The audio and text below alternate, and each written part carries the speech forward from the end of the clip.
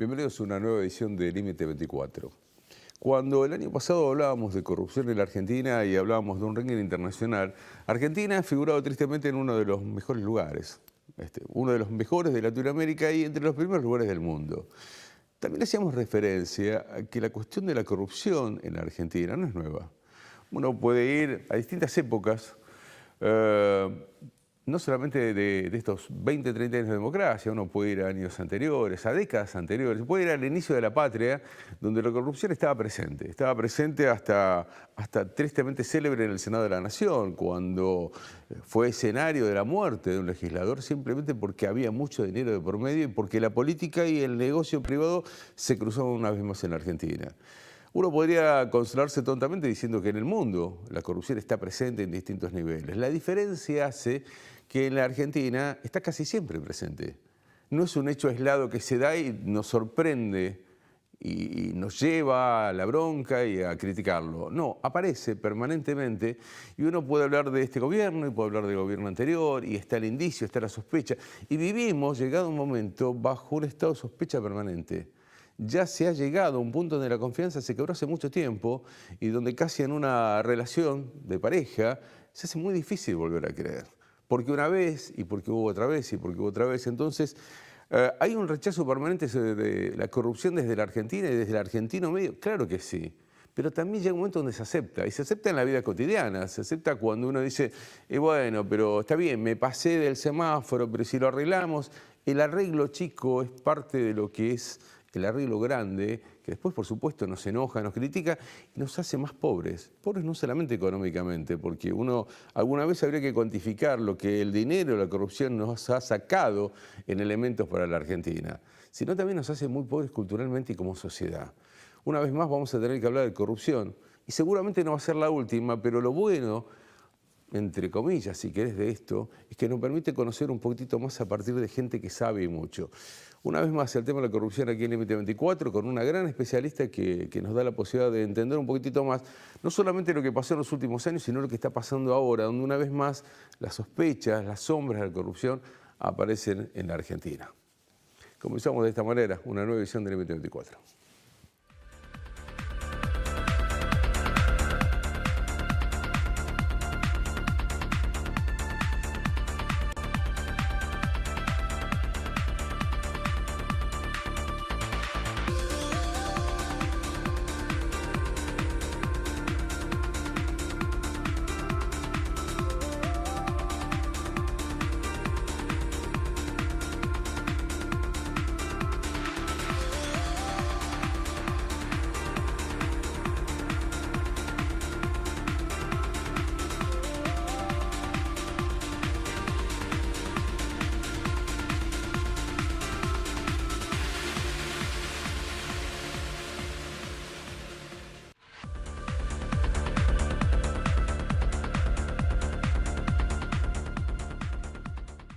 Pero Argentina no tiene un problema de tolerancia con la corrupción. Los argentinos no somos tolerantes con la corrupción en el sentido de que aceptamos la corrupción. Si uno le pregunta a un argentino por la calle, ¿a usted le parece bien vivir de esta manera? ¿Le parece que robar está bien? No, a nadie le parece bien. Lo más probable es que la mayoría de la sociedad responda que eso está mal. ¿Cuál es el problema? Los argentinos estamos frustrados ante la corrupción. No es que somos tolerantes, ni somos corruptos, la mayoría de los argentinos, ni toleramos la corrupción. Estamos frustrados porque no encontramos respuestas y esas respuestas no deben venir de la sociedad. Yo no estoy de acuerdo en que la Argentina necesite un gran pacto social. Yo aprecio y respeto muchísimo a Margarita, pero creo que la respuesta debe venir de la política, quienes tienen la responsabilidad, porque para eso los hemos votado, de dar respuesta para solucionar los problemas de la corrupción en la Argentina, son los dirigentes políticos.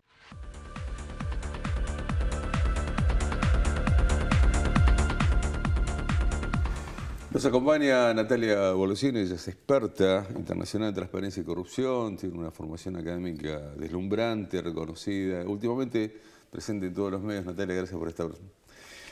Gracias por la invitación, un gusto.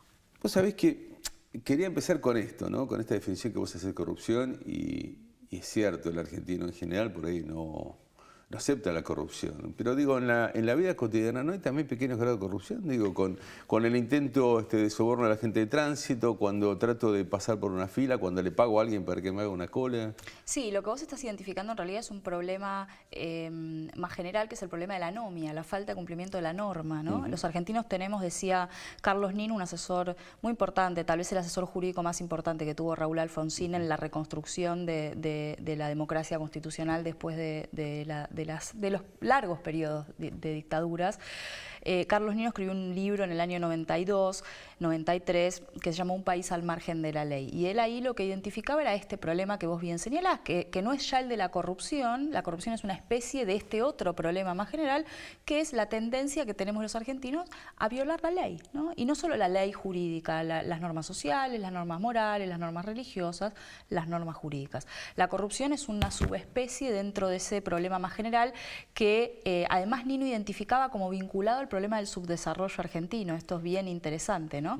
Nino decía, miren, dentro del gran problema de la famosa historia del desarrollo inverso de la Argentina, vos sabés que Argentina es el único país en la historia moderna que alguna vez fue relativamente rico y hoy es relativamente pobre, el único. Es decir, hubo muchos países que alguna vez fueron pobres y empezaron una escalada de crecimiento, hubo otros que siempre estuvieron más o menos allí, pero el único en toda la historia moderna que alguna vez fue muy rico y hoy es muy pobre es la Argentina.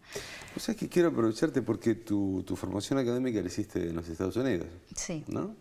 Parcialmente, sí. Parcialmente digo, pero hay, en lo que tuvo que ver con esta especialización, en una de las universidades más prestigiosas del mundo, pero digo, ¿qué te pasaba cuando estabas formándote sabiendo cómo es Argentina, esto que venimos charlando, y cuál es la mirada que tienen los académicos sobre la Argentina? Porque, digo, hablar de corrupción uno puede hablar en todos los países, existe, funciona, pero parece que debe haber una mirada distinta sobre la Argentina. A ver, hay una mirada bastante extendida en general en los países centrales y creo que nosotros la hemos mal aprendido y nos hemos comprado un poco esa historia, que es que somos así, ¿no? Casi como de manera natural. Entonces ahí está la cuestión de la identificación de esto como un problema casi cultural, ¿no? Que heredamos del colonialismo, que aprendimos luego, pero en cualquier caso somos un país culturalmente anómico, corrupto. Hay un estudio muy interesante que hicieron en el que también intervinieron algunos argentinos, en el que miraban qué pasa cuando los autos de los diplomáticos estacionan en la puerta de la ONU, ¿no? ¿Qué autos incumplen las normas de tránsito y estacionan mal? Y en general son los autos de los países en los que hay problemas como estos que estamos identificando, ¿no? Como los de corrupción. Entonces, a veces hay una visión como muy lineal que está vinculada con viejas teorías de la modernización, esta idea del desarrollo como una cosa lineal, como un progreso, donde uno puede poner a los países en esa línea un poco más atrás o un poco más adelante, según si cumplen o no con ciertos requisitos que los califican como más o menos desarrollados, como más civilizados, si se quiere. Yo no comparto esa idea. A mí me pasó, por ejemplo, en la Universidad de Yale estudiar Derecho Internacional de las Inversiones y que un profesor dijera, bueno, miren, en sus países los funcionarios exigen coimas. ¿Ustedes quieren inversiones o no quieren? Porque si quieren, bueno, y sus funcionarios exigen coimas, entonces el único modo de que sus países reciban inversiones genuinas es que las multinacionales de los países centrales paguemos coimas, ¿no? Yo creo que esta es una visión muy sesgada del asunto. O sea, de hecho, digamos que las multinacionales vengan a nuestros países a pagar sobornos a nuestros funcionarios forma parte del gran problema que nosotros tenemos y en todo caso los países centrales deben hacerse cargo del rol que les cabe ahí. Seguro que hay una parte de ida y vuelta en esta historia, pero en una Argentina donde, a ver, no soy un experto en la historia ni quiero serlo, pero uno no puede dejar de olvidarse que en el Senado alguien mató a alguien, se mató un senador por una cuestión en su momento de coimas y de corrupción, donde se habló de una tarjeta Banelco, digo, viniendo un poquitito más para acá, donde se habló de bolsas y donde se ha visto bolsas de dinero volando. Digo, ¿cuál es el punto de quiebre? Digo, ¿habrá en algún momento un punto de quiebre para que uno pueda pensar, no sé que si esto se puede cambiar, es que por lo menos se vaya modificando? A ver, en realidad ahí habría que hacer un punto, que es que el problema no sea cultural no quiere decir que no sea sistémico. Yo me opongo de manera decidida a estas visiones culturalistas del problema de la corrupción en Argentina, porque terminan, como el diagnóstico es equivocado, terminan en soluciones que no son soluciones, como esto de el gran acuerdo nacional que planteaba en su momento Margarita, o parir la república, reescribir el contrato social, estas ideas como muy vagas. ¿Qué quiere decir eso? ¿Qué es lo que tenemos tenemos que hacer. Mariano Grondona tenía también esta visión. En los 90 escribió un libro que se llamó La corrupción, en donde él decía, la manera de solucionar esto es votar gente honesta y hacer grandes movilizaciones sociales. Y mostraba el ejemplo de Brasil, que hacía en ese momento grandes movilizaciones contra Collor de Mello. Bueno, ¿saben qué? Brasil sigue teniendo hoy los mismos problemas de corrupción que tenía en los 90. Porque el problema es estructural. Del deseo, ¿no, Natalia? Digo, me parece esto. Bueno, hagamos un nuevo contrato social. Digo, suena lindo, suena grandilocuente y no deja de ser una expresión de deseo porque, a ver, en lo concreto, ¿qué es lo que aparece? Bueno, este es el punto. Entonces, lo primero que hay que hacer es identificar bien el problema. ¿El problema es cultural? No.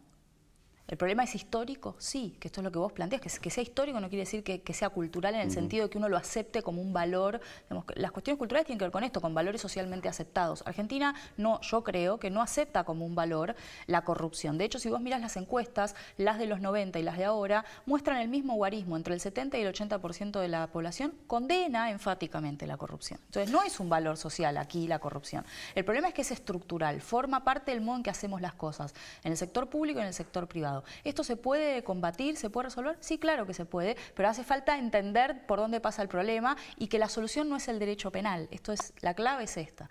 Lo que hacemos en la Argentina con el problema de la corrupción es hacemos derecho penal, perseguimos gente una vez que los hechos ocurren, porque esa es digamos, la naturaleza del sistema penal es esa, perseguir hechos una vez que ocurren. Yo siempre digo esto, vayan a decirle a María Luján Rey que el derecho penal le va a resolver el problema de la corrupción, no le resolvió el problema. Cuando se habla del gobierno de Néstor y Cristina Kirchner hoy, cuando se habla de la cantidad de causas abiertas, cuando se habla de la cantidad de cuestiones judiciales que están pendientes sobre la expresidenta, sobre ministros, sobre secretarios que están ya no solamente procesados, sino que están condenados y están presos. Digo, todo esto nos generó en la Argentina una grieta importante, ¿no? Una grieta que no sé ni de dónde salió, ni cómo aparece, pero que llevó a gente a pensar seriamente que esto era parte de un plan maquiavélico de decir cosas que no existían. Quiero compartir con vos un momento de alguien que es un colega muy reconocido, firmemente kirchnerista, que en un momento, cuando pasó a la Argentina, se quebró y se quebró de esta manera. Digo, como seguramente le pasó a millones de argentinos que siguen quizás hasta creyendo todavía de que esto de la corrupción en el kirchnerismo era una gran mentira. Mirá, vamos a compartirlo.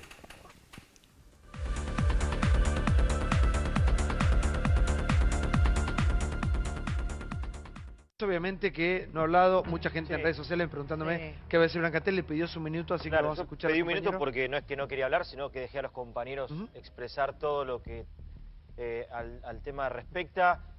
Yo no coincido en que hoy sea un día de fiesta y un día de alegría, ni siquiera gracioso. Es un día triste, es un día de mucho dolor, es un día de bronca, de indignación, de repudio absoluto. Hoy para mí hoy fue el límite, hoy fue ya el hartazgo total y es un punto cero. Digo, cansado, esto es indefendible. ¿Cómo un punto cero? No entiendo. No, hoy hay que arrancar con la reestructuración. Lo puse en Facebook y en Twitter porque fue largo y extenso. Resetear. Claro, hoy es hasta acá aguantamos. Punto. Digo, hoy si queremos reconstruir un espacio político, si queremos volver, como decimos, desde el espacio político que yo adhiero, tenemos que empezar de cero. Digo, que vayan presos todos los corruptos. Sea Lázaro, sea en este caso López, y quien tenga que ser investigado debido y quien corresponda. ¿Cristina? Bueno, en Cristina en caso de que sea investigada y que esto quede demostrado. Ahora bien, digo, lo de López hoy fue obsceno, fue poco inteligente, fue absurdo, fue de película, y nadie apoya y ni siquiera, pero lo más mínimo. Y hoy es un día histórico, ¿por qué? Porque estamos todos de acuerdo. Todos de acuerdo. Ni nadie que haya ni siquiera intentado no hay grieta mínimamente. En esto, No hay grieta en esto. No hay grieta acá y no hay tampoco partido político. La corrupción lastima a todos los argentinos y tiene que ver con todos los partidos políticos. Digo, se fue Ritón, se fue... Macri tampoco, digo, no es totalmente limpio. Ahí está Panama Papers, hay un montón de... Que se investigue todo. Si queremos que Argentina crezca, que los dirigentes sean creíbles, si queremos un nuevo país, tenemos que empezar a investigar todo. A estos que vienen del lado del kirchnerismo y también al macrismo que deja mucho que decir. Igual Panama Papers es una cosa... No, son dos cosas diferentes. Digo, investiguemos todo y terminemos con la corrupción. Porque les hizo falta esto de cero.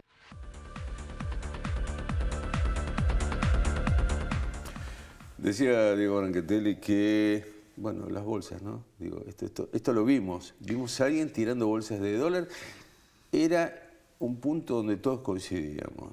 Me parece que el caso de López fue como un momento bisagra, ¿no? Hubo varios. Yo creo que la tragedia de 11 fue un primer momento bisagra en estos últimos tiempos en cuanto a mostrar o hacer muy palpable esta idea de que la corrupción mata, ¿no? La idea de que la corrupción justamente no es un problema moral, kantiano, abstracto, que nos interesa a los que estamos pensando en las virtudes republicanas. Es un problema concreto que afecta a la vida de las personas y que además es selectivo, o sea, daña a los grupos más vulnerables de la sociedad. Ese fue un primer momento bisagra.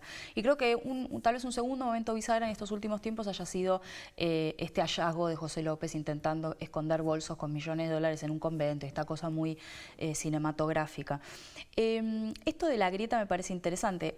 Yo en mi tesis lo que planteo es que una de las grandes discusiones sonsas que tenemos en la Argentina sobre el problema de la corrupción y que no nos permiten avanzar hacia las soluciones es una discusión entre dos prejuicios. Y uno de estos prejuicios es el prejuicio hacia el sector privado. Y esto lo plantea, por ejemplo, el sociólogo brasileño Emir Sader, y la propia Cristina lo planteó cuando aparecieron los bolsos de López. Ella dijo, yo no le di los bolsos a López, vayan a preguntarle a las empresas, alguien le dio esa plata, vayan a preguntarle a los privados. Esta idea de, por un lado, de que el problema de la corrupción es un problema de los privados que pagan coimas, como si solo eso pudiera explicar toda la ecuación. La idea también vinculada a esto de que el sistema capitalista es inherentemente corrupto y esta idea vinculada que es, bueno, miren, la corrupción en definitiva es una excusa de la derecha, de los más reaccionarios de la sociedad para voltear o para esmerilar gobiernos populares y nacionales. Esta idea muy difundida últimamente en América Latina, quiero decir eso, que es claramente falsa, ¿no? Esto claramente no es cierto. Y por otro lado hay un prejuicio paralelo en cuanto al sector público, la idea de que si tenés un Estado grande necesariamente tenés un Estado corrupto, lo cual tampoco es cierto, ¿no? Hay ejemplos que muestran que las dos cosas son falsas. Una tontera, muy chiquitita, tengo que ir a un corte. ¿Crees que Cristina puede llegar a ir presa?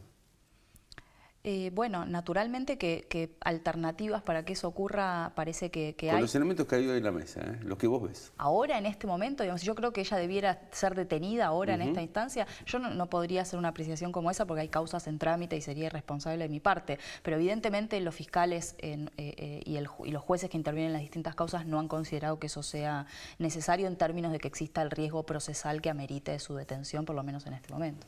Vamos a hacer una pausa, porque después de la pausa viene la otra parte, que es la de ahora. Porque apareció la cuestión del correo, porque apareció la cuestión ahora de Avianca. Digo, causas que están involucrando directamente ahora a Mauricio Macri, al presidente de los argentinos. Recién hablábamos del presidente, ahora hablamos, después de la pausa, del presidente actual, de Mauricio Macri. Dale.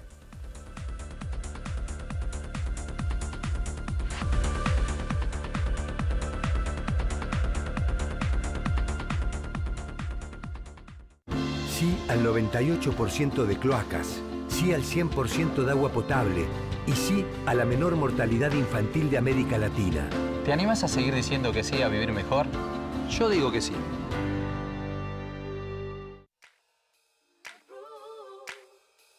Los panqueques de Hernán, los herederos de la mejor tradición en panqueques y hamburguesas. Vení y probalos. Los panqueques de Hernán, en Avenida del Libertador 1395, esquina Vergara. Vicente López, teléfono 4795-8103. El municipio de San Martín lanza el plan de facilidades de pago Cuentas al Día, con importantes descuentos en los intereses de tu deuda de la tasa municipal. Para más información, ingresá a sanmartin.gov.ar o comunicate al 0800-444-1123. Estar al día nos beneficia a todos. Municipalidad de San Martín. Cuando estamos más cerca, nos sentimos más seguros. Por eso, Vicente López cuenta con 9 destacamentos policiales nuevos que funcionan las 24 horas cuidando a todos los vecinos. En Vicente López seguimos mejorando la seguridad para vivir mejor. Vivamos Vicente López. En Provincia ART, nuestro trabajo es protegerte en el tuyo. Provincia ART, la aseguradora de riesgos del trabajo del Grupo Provincia.